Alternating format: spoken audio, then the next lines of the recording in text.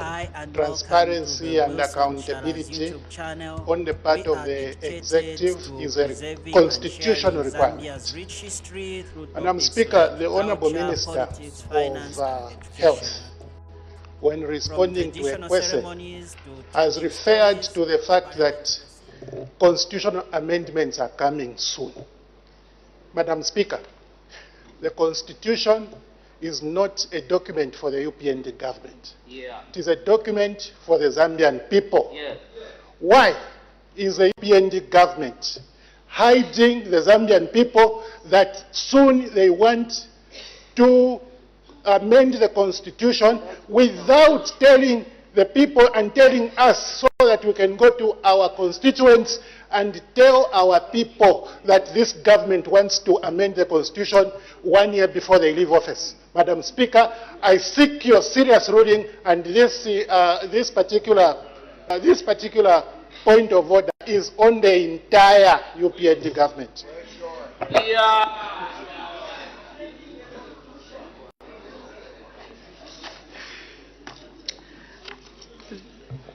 Order.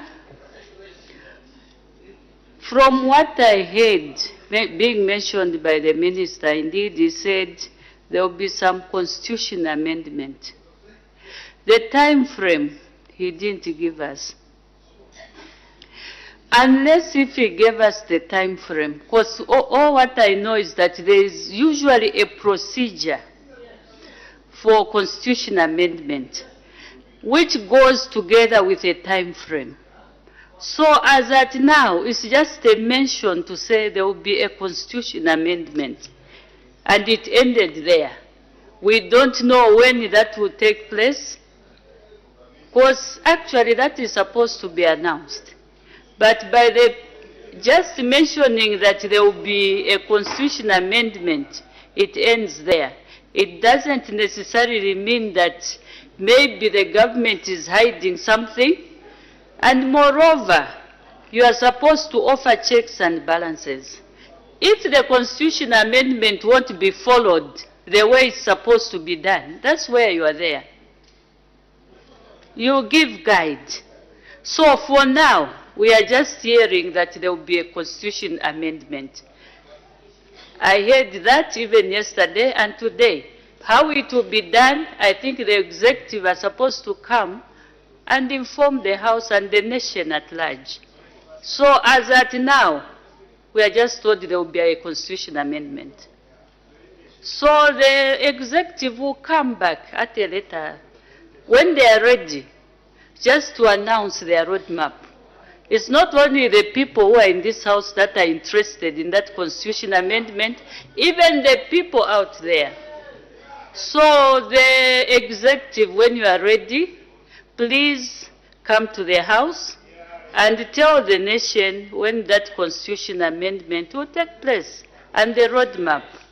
So as at now, I don't think it's right to say they are hiding something. This is a national matter which has to be brought to the House and to the country at large.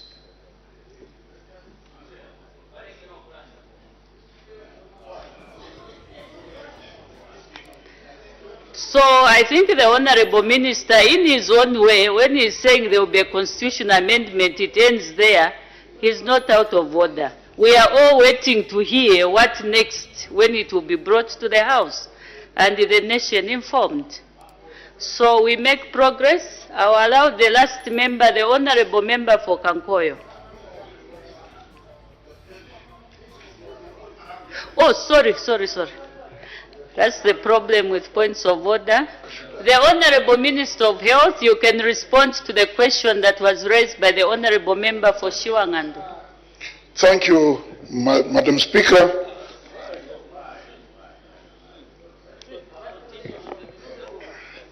And for clarifying what I said, that in the Council there is a gap. If there will be, that's what I used. Anyway, I thank you, Madam Speaker, for being very clear on that matter. And I thank you, Member of Parliament, for Shiwangandu. That's the way it's supposed to be.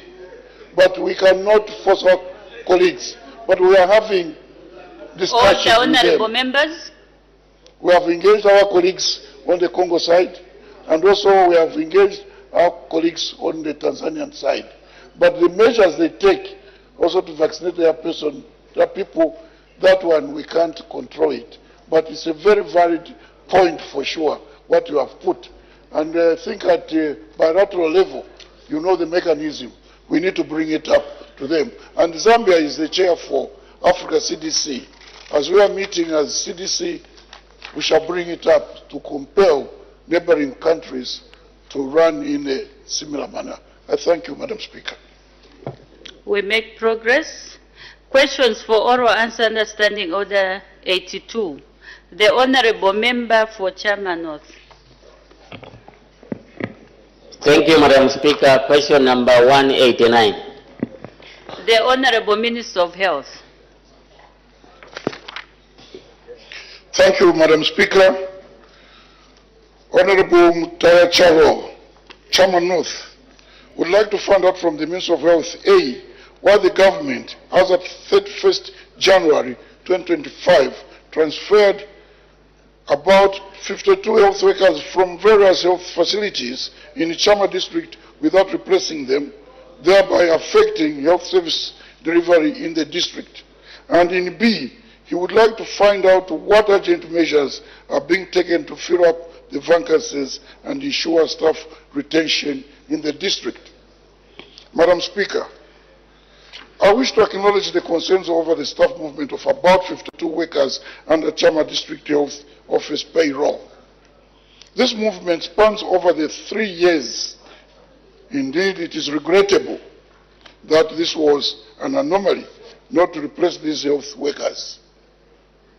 The officers in question are presently not available in the district because they were administratively transferred from the district to various other institutions where they are currently serving for various reasons, including to join their spouses. One officer was convicted in 2024 and her salary has been locked pending the conclusion of disciplinary procedures. Out of 52, 24 are serving in Muchinga province when Chama was under that province, while 11 are serving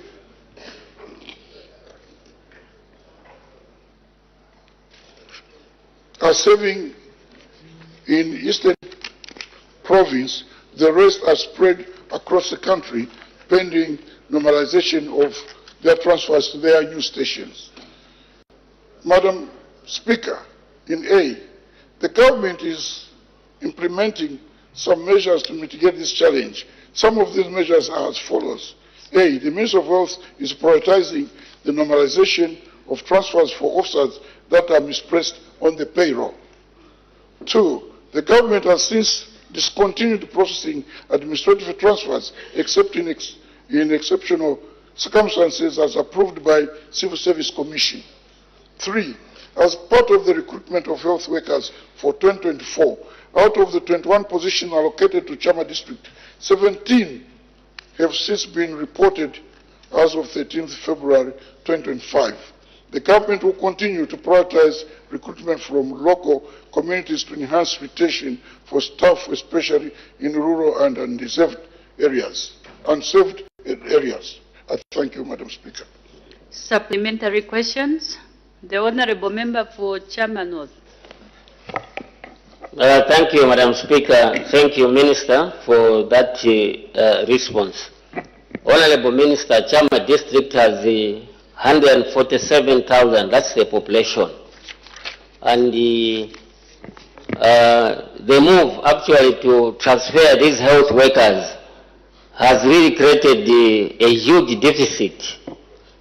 For example, at Chama General Hospital, we have only 12 nurses who are the midwives. They are only 12. And you are aware, Honorable Minister, that they're supposed to be per shift in the morning, 2, afternoon 2, evening 2. So meaning that these health workers are not even resting. We have an increase in maternal deaths as a result of these transfers. So my question is, I know that these people are working in urban areas, but the pay slip is showing Chama, but they are here in town. So what are those workers going to be sent back to Chama, or you allow the people, the indigenous people themselves to be employed? Because I think that's the essence why we were employing per district, to avoid people being transferred. So what measures are you putting in place? Because their pay slips are showing Chama, but they're in urban areas. But on your database is showing that Chama has got these health workers, but they're not there. So are these workers going to go back to Chama, or are going to give us those 52 workers without further delay? I submit. The Honorable Minister of Health. Madam Speaker, we sympathize with our colleague. Indeed, that's an anomaly. But when this government came into power, it found a terrible habit where people were being transferred, dismissed on political lines. For example, a wife to Honorable Member of Parliament is based in Chama simply because he didn't support a certain party, would be transferred to Chavuma. We are trying to normalize that so that people could be brought back with their families. That was one of the reasons.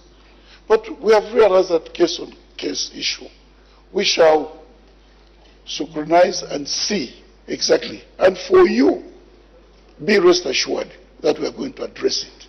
We want to take stock of members of staff in every district so that we can normalize and press nurses, doctors accordingly to the size of the needs of the health care.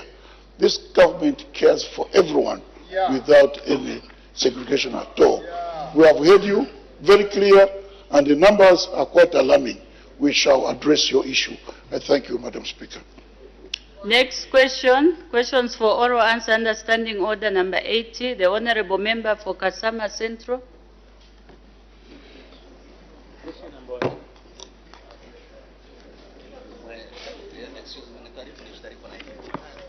The question lapses. The member is not in the house. We can ask on behalf of Madam Speaker. Next question. The Honorable Member for Chinsari. Thank you, Madam Speaker. Question number 191. The Honorable Minister of Infrastructure, Housing and Urban Development. Are the keys to becoming an integral part of our growing family. Hit that subscribe button. Give us a thumbs up. Thank you, Madam Speaker. Share the love with your friends. Order. Stay tuned. As the time is 10:40 hours, I suspend business for 20 Hi minutes. and welcome to the Wilson Chara's YouTube channel. We are dedicated to preserving and sharing Zambia's rich history through topics like culture, politics, finance, and education. From traditional ceremonies to trending stories, parliament proceedings, and everyday voices, we bridge Zambia's past to its future. Join us in building a timeless digital archive. And don't forget to subscribe, like, share, and now let us explore the story you all been waiting for. Since the passing of Michael Sabbath. And here is what happened.